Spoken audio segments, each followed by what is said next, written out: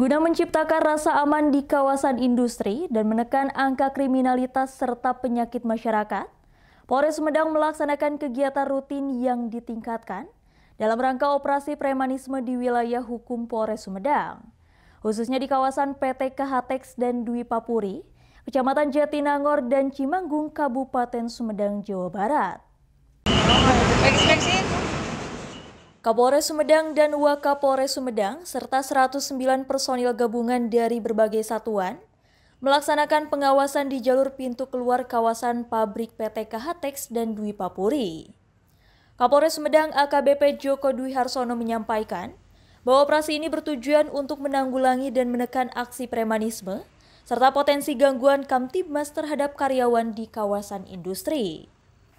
Kegiatan untuk memberantas penyakit masyarakat seperti peredaran miras, perjudian, prostitusi, narkoba, dan tindak asusila serta premanisme, pihaknya menyatakan perang terhadap premanisme apapun bentuknya akan disikat habis.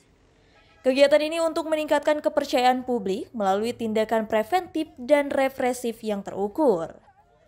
Kapolres juga menekankan pentingnya persiapan personil dan sarana pendukung, serta menyamakan strategi dan persepsi dalam pelaksanaan operasi. Disiplin, tanggung jawab, dan koordinasi lintas fungsi serta instansi menjadi kunci keberhasilan pelaksanaan operasi ini. Kegiatan pencegahan atau kegiatan preventif dalam rangka memberikan rasa aman, rasa nyaman bagi pelaku industri.